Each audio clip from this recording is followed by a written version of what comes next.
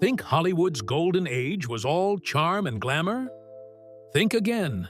Behind the smiles and spotlights hid some of the cruelest stars in movie history. From brutal tempers to shocking scandals, these 15 actors weren't just difficult, they were dangerous. Stay tuned as we expose the dark side of old Hollywood. The charm that hid a storm. Walter Brennan's shocking extremism. Walter Brennan, a 3-time Academy Award winner, was celebrated for his portrayals of affable rustic characters in films like The Westerner and My Darling Clementine. His on-screen warmth endeared him to audiences, solidifying his status as a beloved character actor. However, behind the scenes, Brennan harbored ultra-conservative views. He was known for his staunch anti-communist stance and opposition to civil rights movements. Reports suggest he associated with segregationist groups and expressed satisfaction over the assassination of Martin Luther King Jr. Colleagues described Brennan as difficult to work with, often clashing with liberal co-stars. His private extremism starkly contrasted with his public image, revealing a complex and controversial figure in Hollywood history. While Brennan's off-screen beliefs were unsettling, Wallace Beery's behind-the-scenes behavior was equally, if not more, disturbing. Let's delve into the darker aspects of Beery's interactions within the industry. Brutal behind the scenes. Wallace Beery's disturbing temper. Wallace Beery, an Oscar-winning actor known for roles in The Champ and Grand Hotel, was a prominent figure in early Hollywood. His performances captivated audiences, earning him critical acclaim. Yet, Beery's off-screen behavior was reportedly abusive. Child actors like Jackie Cooper and Margaret O'Brien recounted instances of mistreatment. Cooper described Beery as a big disappointment, citing efforts to undermine his performances. Despite numerous allegations, studios often shielded Beery from repercussions. His status as a box office draw led executives to overlook his misconduct, highlighting the industry's tendency to prioritize profit over accountability. The unsettling behaviors of Brennan and Beery underscore a pattern where personal misconduct was often overshadowed by professional success. As we continue, we'll explore more figures whose off-screen actions starkly contrasted their public personas. The method gone mad. Robert De Niro's on-set obsession. Robert De Niro is often seen as one of the greatest actors in film history. His work with Martin Scorsese, Mean Streets, Taxi Driver, Raging Bull, redefined what it means to become a character. His method acting is legendary. He once drove taxis to prepare for Taxi Driver and gained 60 pounds for Raging Bull. But that commitment often crossed into obsession. De Niro is known to stay in character throughout filming, refusing to break role even off-camera. Co-stars have called this both impressive and unbearable. One actor said De Niro wouldn't speak outside his character's accent or mindset for months. Directors have struggled too. He questions rewrites, challenges vision, and demands control. Some call it genius, others controlling. His personal life hasn't been without drama either. Public rants, lawsuits with former assistants, and claims of verbal abuse have followed him. While respected as an actor, there's tension in working with him. For some, he's a master. For others, a powder keg. Brilliant, but always on the edge. Where De Niro used quiet control, Mickey Rooney bulldozed through life with ego and unchecked arrogance. Boyish charm, bitter reality. Mickey Rooney's dark duality. Mickey Rooney was once Hollywood's golden boy. As Andy Hardy, he lifted Depression-era spirits and became the world's top box office star. His career spanned 90 years and hundreds of roles. But behind the cheerful facade was a deeply troubled man, hot-tempered, self-destructive, and cruel. As he aged, Rooney gained a reputation for tantrums and mistreating co-stars.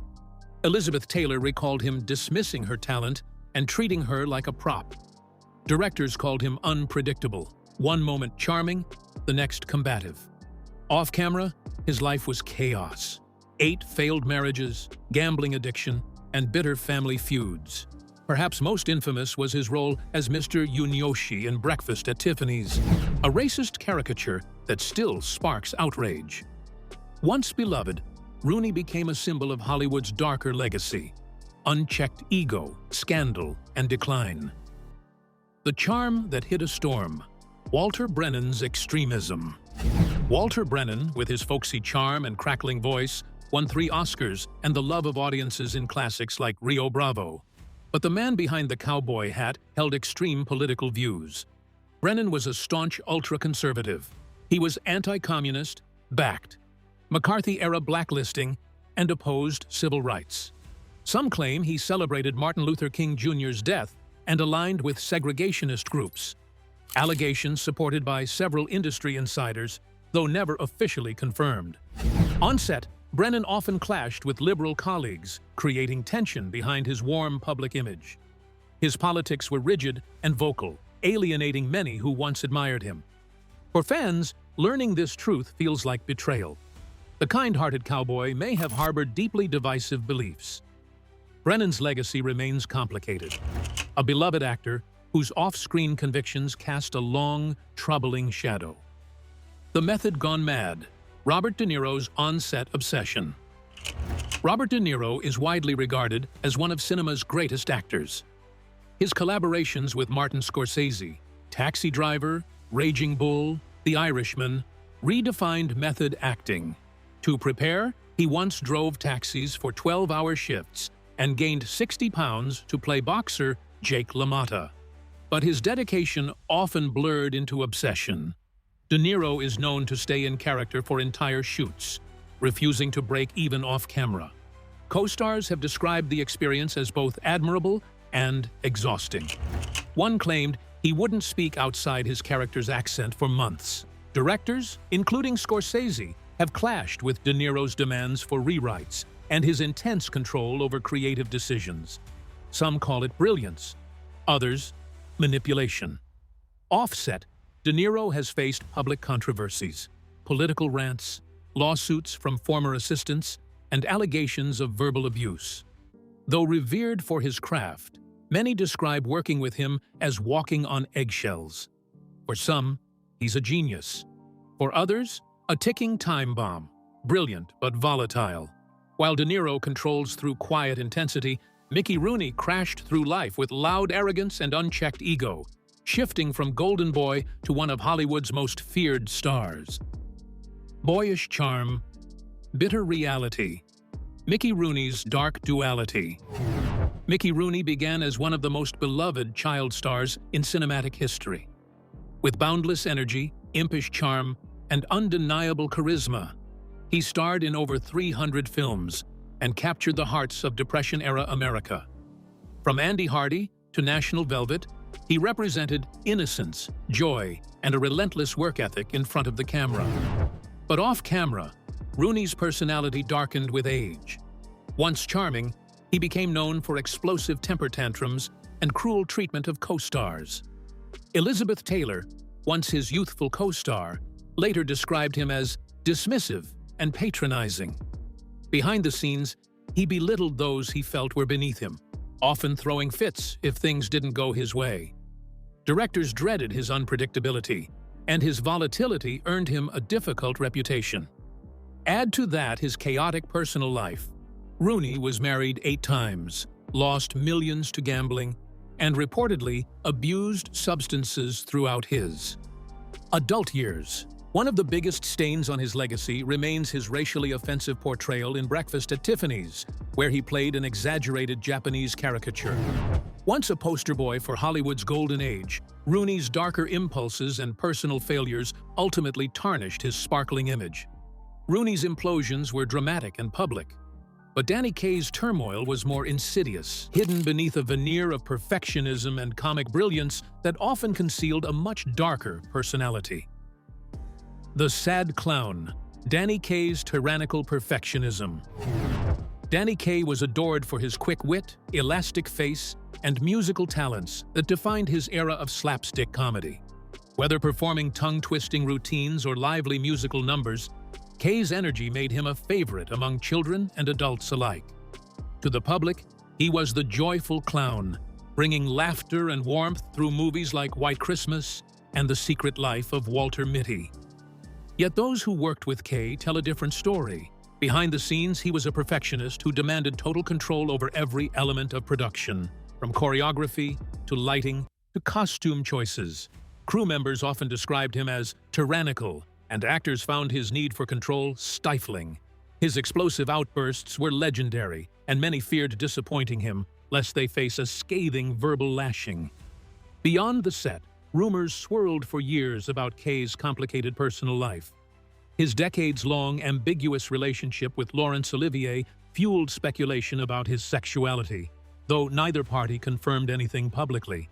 Even more troubling were reports of Kay's lifelong battle with depression, an ironic burden for someone so associated with joy. His public mask hid deep emotional struggles, leaving many to wonder which version of Danny Kaye was the real one. Kay's brilliance was buried under pressure and perfectionism, but Jerry Lewis took chaos to another level, fusing creative genius with bullying, narcissism, and an ego that often tore his projects apart from the inside. Comic genius or chaos king, Jerry Lewis exposed. Jerry Lewis revolutionized comedy with his over-the-top expressions and slapstick timing.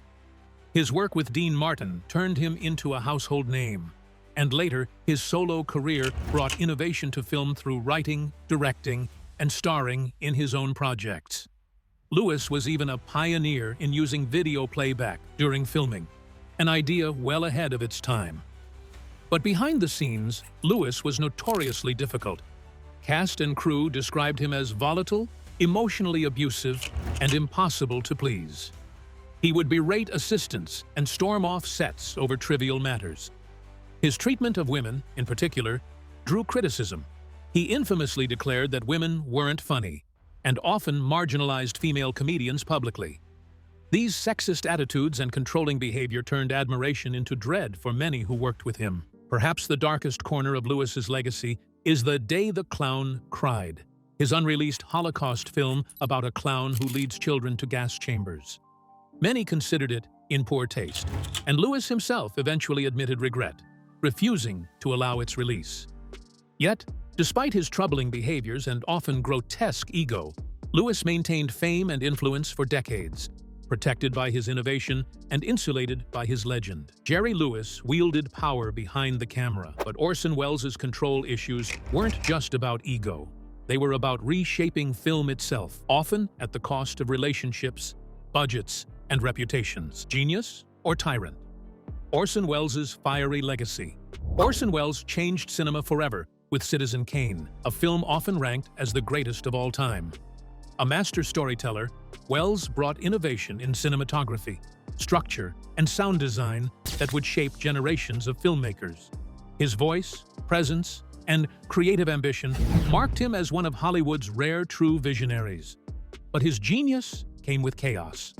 Welles was infamous for feuding with studios, clashing with actors, and walking away from projects mid-production. His perfectionism caused constant budget overruns and derailed otherwise promising collaborations. Films like The Magnificent Ambersons were butchered in the editing room after Welles refused to compromise. His vision was powerful, but his inability to work with others made him a pariah in studio circles. As the years wore on, Welles' reputation soured. He lived off voiceover work and commercials, his genius eclipsed by stories of obstinance and missed opportunities. While his artistic legacy remains intact, many in the industry recall him as difficult, demanding, and tragically self-destructive.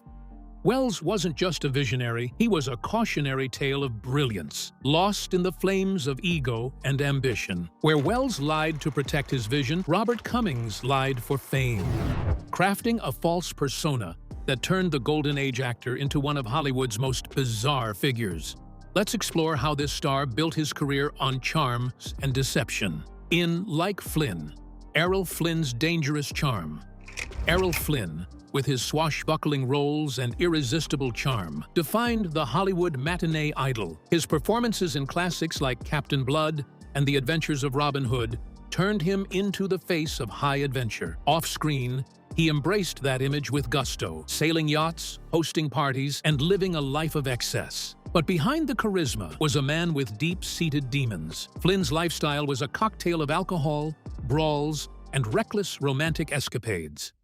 He frequently arrived on set, intoxicated, was known to instigate fights, and often ignored directorial instruction. The industry tolerated this behavior because of his star power, but his co-stars and crew often bore the brunt of his unpredictability. Gloria Swanson described working with him as dancing on a landmine. The turning point came in 1942, when Flynn faced trial for statutory rape involving two underage girls. Though acquitted, the trial permanently stained his reputation. Despite continuing to work, the scandal never left him, and he became the cautionary tale of talent unchecked by morality. Flynn's legacy is as much about his cinematic heroism as it is about his deeply flawed reality. A man beloved on screen, but feared and condemned off it. Flynn's indulgences and disregard for consequences created an image both iconic and disturbing. But while he partied hard, Faye Dunaway demanded hard, and those demands earned her a reputation as one of the most formidable and feared actresses in Hollywood. The diva who terrified Hollywood, Faye Dunaway. Faye Dunaway lit up the screen with intensity and sophistication, earning critical acclaim in films like Bonnie and Clyde, Chinatown, and Network. Her performances were electric, sharp, fierce, and deeply emotional. But behind that brilliance was a perfectionism so obsessive, it terrified co-stars, directors, and production crews alike. Dunaway's on-set behavior became infamous. Stories of her clashing with directors, including a volatile incident with Roman Polanski on Chinatown, spread through Hollywood. She reportedly refused to be filmed from certain angles and demanded entire scenes be reshot over trivial details. Crew members often described her as explosive, unpredictable, and exhausting to work with. One assistant claimed Dunaway once threw a cup of urine in their face on set. Her personal life was equally turbulent. Dunaway's romantic entanglements made headlines, as did her legendary feud with Bette Davis during the filming of The Disappearance of Amy. Her brilliance as an actress has never been in doubt, but many argue her temperament eclipsed her talent. In time, the roles stopped coming, not because she lost her spark, but because Hollywood grew tired of the fire she brought with her. Dunaway's ego made her feared. John Wayne's made him untouchable. A larger-than-life icon of patriotism, Wayne cultivated an American hero image. Yet behind that cowboy bravado lay a deeply controversial and combative personal ideology. Duke's double standard. The dark side of John Wayne. John Wayne is often viewed as the embodiment of rugged American masculinity. His characters stood for freedom, grit, and the unyielding spirit of the frontier. But the man behind the legend held views and exhibited behaviors that sharply conflicted with the values many of his fans believed he represented. In a now infamous 1971 Playboy interview, Wayne expressed racist views, defending white supremacy and dismissing Native American suffering. His comments sparked outrage and continued to taint his legacy. He also supported the Hollywood blacklist, playing an active role in driving alleged communists out of the film industry during the Red Scare. His patriotism wasn't just pride, it became weaponized ideology. Wayne's dominance extended beyond politics.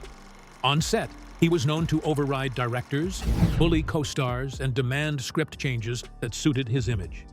He increasingly played characters that echoed his personal beliefs, turning roles into platforms. While his status as a cinematic giant is secure, the dissonance between his screen persona and real-life extremism reveals a man more complicated and more divisive than the myths suggest. While Wayne turned conservative politics into cinematic dogma, Peter Sellers turned mental instability into pure comedy gold. Yet, his off-screen behavior tells a story more tragic than funny. Mad genius or just mad? Peter Sellers' breakdown. Peter Sellers was a comedic shapeshifter. From the Pink Panther's Inspector Clouseau to Dr. Strangelove's triple role performance, he redefined what it meant to become a character. On screen, he was magnetic. Off screen, he was erratic, paranoid, and plagued by deep emotional instability that grew worse over time. Sellers' personal life was a storm of failed relationships and unmanageable moods. He reportedly communicated with the ghost of his deceased mother, consulted psychics on important decisions, and could switch from charm to cruelty in seconds. His daughter, Sarah Sellers, later revealed he was emotionally abusive, unpredictable, and obsessed with control. "He could destroy you with a look," she once said in an interview. Romantically, Sellers' life was just as chaotic. He married 4 times, reportedly abused several partners, and fell into depression when relationships failed. Directors found him almost impossible to work with in his later years due to erratic behavior and health problems. Sellers' story is one of unparalleled talent, haunted by untreated mental illness. His comedy lives on, but so does the shadow he cast over those closest to him. Sellers' volatility shaped his family's trauma and tarnished his legacy. But Johnny Carson's cold detachment created a different kind of fear. Quiet, calculated, and icy as the late-night stage he ruled. The shadow behind the desk. Johnny Carson's cold persona. Johnny Carson was the king of late-night television. For 3 decades, The Tonight Show served as America's bedtime ritual, and Carson as its charming, witty host. He was a master of timing, humor, and guest interaction, but the warmth he exuded on camera vanished the moment the lights went down. Behind the scenes, Carson was a cold and intimidating presence. Staff members and guests alike spoke of a strict hierarchy, where one misstep could mean permanent banishment. Carson was known to hold grudges for years. Some writers described working on his show as like living in fear, constantly walking on eggshells around his ever-changing moods. His personal life was no less troubled. Carson was married 4 times and admitted to having been a poor father. He struggled with alcoholism, spent years in emotional isolation, and was rarely seen outside work. While he entertained millions, he kept those closest to him at a distance. His brand of charisma was meticulously crafted and completely detached from the man who lived offstage. Mr. Television or Mr. Ego? Milton Berle's overbearing persona. Milton Berle earned the nickname Mr. Television for a reason. In the early days of American TV, he was a household name, known for his outrageous costumes, rapid-fire punchlines, and knack for controlling the screen. His variety shows pulled in massive audiences, and his comedic influence shaped generations of performers. On stage, he was magnetic. Off stage, a whole different story. Berle's ego became legendary. He often insisted on being the center of attention, no matter the format, no matter the guest. He would hijack sketches, alter scripts mid-performance, and belittle co-stars who outshined him. Comedians who worked alongside him recalled how difficult he was to collaborate with. He demanded laughs, and if the spotlight shifted away from him, tantrums would follow. His overwhelming need to dominate every scene alienated many in the industry. One of the most infamous incidents was his guest hosting gig on Saturday Night Live in 1979. His performance was so overbearing and disruptive that the cast and crew vowed never to have him back.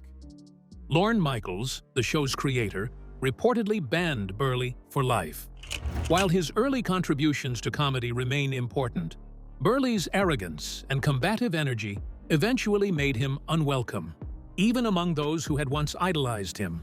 Berle may have defined early television, but Bob Hope defined American patriotism on stage. Yet behind the grins, golf clubs, and military tours was a man whose private life revealed hypocrisy, ambition, and a long trail of discontent. The patriotic entertainer with a dark side. Bob Hope. Bob Hope's name became synonymous with American spirit. For decades, he entertained troops through countless USO tours, hosted the Academy Awards a record 19 times, and built a brand on quick wit and all-American charm. With a career spanning vaudeville, radio, film, and television, Hope was beloved for his jokes, his timing, and his seemingly tireless dedication to service. But behind the smile was a man who demanded perfection and power. Hope ran his writer's room like a general commands a battalion. Harshly, writers who couldn't keep up were replaced without hesitation. He rarely credited his team, even though he relied heavily on scripted zingers. Colleagues described him as cold, calculated, and obsessed with controlling every aspect of his brand. While audiences laughed, his staff often winced. Then there was his personal life. Though married to Dolores Hope for nearly 70 years, Hope had numerous affairs, many of them public knowledge in Hollywood circles. He was also politically conservative, and his vocal support for the Vietnam War and other divisive causes lost him favor with younger audiences during the 1960s and 70s. Despite his contributions, Many remember him as a man who mixed patriotism with ego, someone whose polished public persona hid a far more complicated figure behind the curtain. So now that the curtain's been pulled back, what do you think? Can an artist's talent excuse their behavior? Can legends stay legendary once we know the truth about how they treated others behind the scenes? These icons built the golden age of Hollywood, but they also cast long, troubling shadows across it. Comment below and tell us who surprised you the most, whose reputation still holds strong in your eyes, and who's been permanently redefined. Should Hollywood still honor their work, or should we reconsider what we celebrate? Hit that like button if this deep dive opened your eyes. Subscribe for more raw, unfiltered stories from behind the silver screen. And don't forget to ring the bell, because next time we're peeling back even more layers of fame, fiction, and reality. Until then, stay curious and stay critical.